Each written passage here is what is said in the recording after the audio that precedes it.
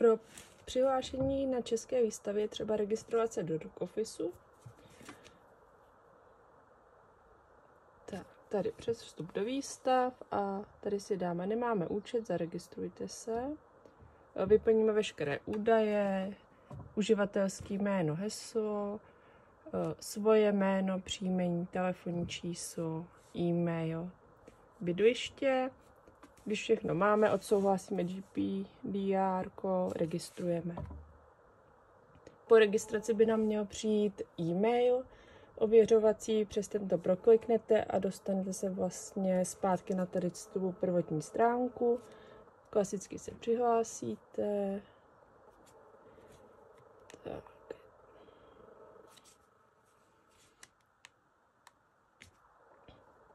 Uživatelský jméno, heslo, přihlásit. Hodí nás to tady do hlavního menu. Vlastně tady ten můj profil, to už budete mít vyplněný. Při té registraci se to tam automaticky doplnilo. Tady si proklikneme, potřebujeme registrovat pejska do systému sobě, takže si proklikneme moji psy.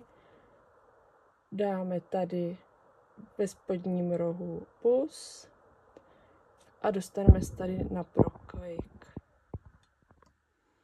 Přidat nového psa do profilu. K tomu si připravíme průkaz původu, protože budeme potřebovat všechny tady ty údaje.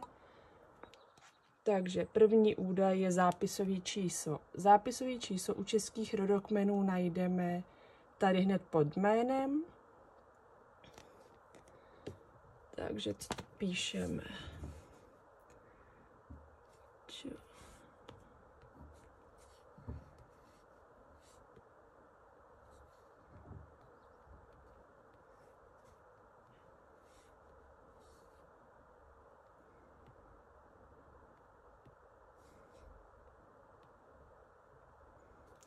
Pod tím vybereme plemeno, americký staffordshireský terrier.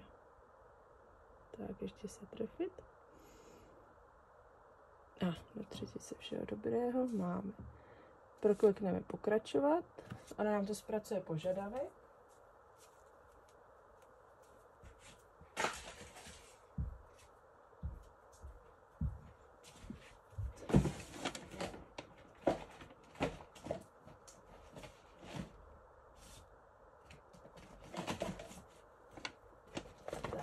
Zpracovala nám to mezi tím požadavek.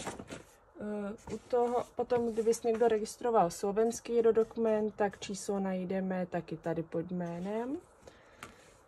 Tak, nahodilo nám to zápisové číslo, rok registrace nás nezajímá, rok registrace se píše potom u chovného jedince. Tak, teď to po nás chce jméno. Jméno máme tady na vršku rodokmenu. Další, co to po nás bude chtít, je chovatelská stanice.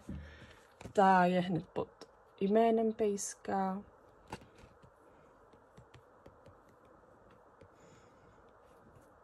Tak už nám to dává nějaké možnosti na výběr.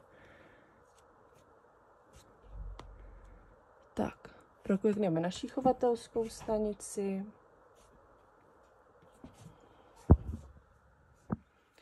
Další věc, to bude chtít datum narození pejska, to taky najdete tady hned vlastně pod tím číslem a jménem.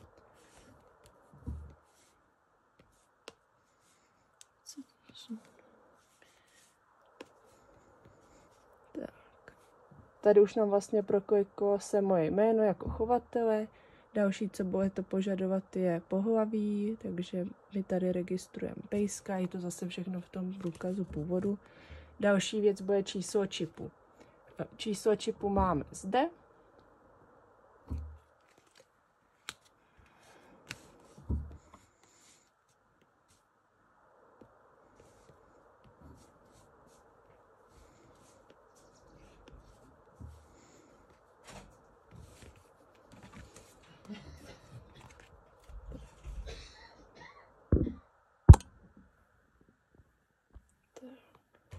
Tady máme už teda vyplněné všechno a proklikáváme na další.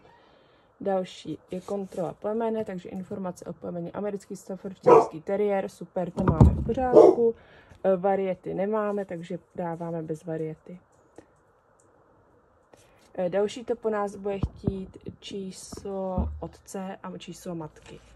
Zase najdeme na přední straně rodokmenu, je to vlastně jméno otce a tady pod ním je hned číslo registrační.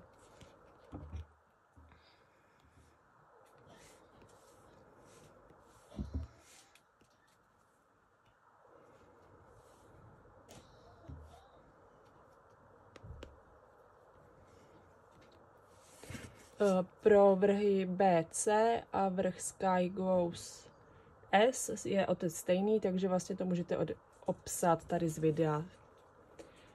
Po napsání čísla nám to automaticky proklikne jméno rodiče, že už je registrovaný.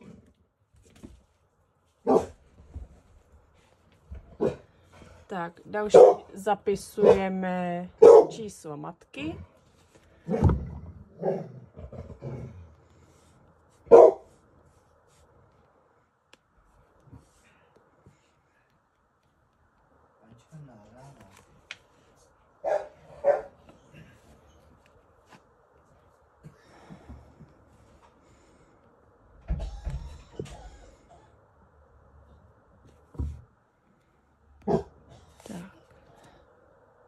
Jo, zase chvilku počkáme a propíše nám to i to jméno matky. Tak. Další. Tady je kontrola údajů. Koukneme, jméno máme dobře, chovatelská stanice, číslo, datum narození, pohlaví, čip. Čip je lepší dvakrát zkontrolovat, občas se mně stane, že tam přehodím čísílko nebo že mi tam něco chybí. Plemeno, americký staffordshireský teriér, registrační číslo otce, registrační číslo matky. Zase je lepší zkontrolovat, že se tam propsaly správně jména. Tady potom klikáme uložit a tím máme pejska nahraného. Tak.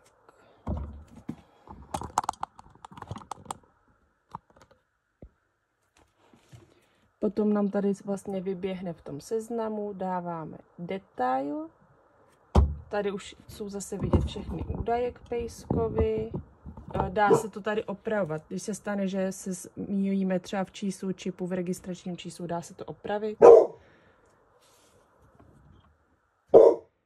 Teď ještě třeba nahrát oboustrannou kopii průkazu původu. Vlastně tohle to byly ty základní informace a tady, aby jsme nahráli ten rodokmen, je třeba prokliknout do dokumentů. Ukazuje nám to, že seznam je prázdný, zase tady přes modré plusko přidáme. Tak a tady již vybíráme dokument, co chceme. Hned je to první varianta, průkaz původu první, druhá strana. Proklikneme. Záleží, jestli to máte nahraté jako soubor nebo fotografie, já to mám jako fotografie nahrané. Tak, to jsme nechali. Takže takhle, jeden, druhý. Je to tak, dáme uložit, ono se to zpracuje.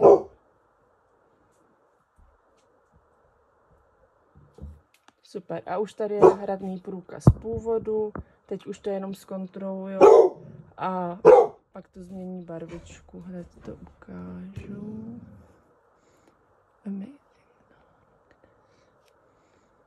Třeba tady unesy už jde vidět, ověřeno ano, kdo to ověřil.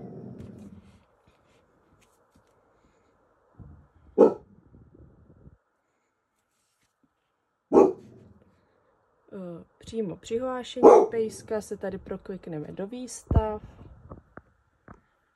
Teď, co je aktuální, dá se to tady vyfiltrovat. My chceme Jindřichův Hradec.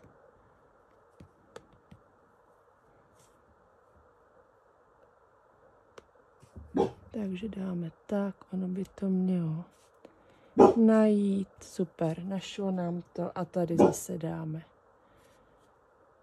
přes toho človíčka s půskem přihlásit, moje údaje a tady už přes přidat psa si vyberu pejska, co tam chci dát, takže jsme registrovali Cree. Dá se tady vybrat do které třídy. U štěňátek to nejde, ty tam mají jenom jednu třídu, takže nám tam automaticky skočí štěňata, proklikneme na další. Soutěže nás nezajímají, ale dá se tam přihlásit nějaký junior handling, chovatelská skupina, nejlepší pár psů. Další slevy, jestli jste, nejste členem klubu. Další, a tady je nějaké shrnutí, pak už se proklikne jenom uložit a vyjede nám kód na platbu.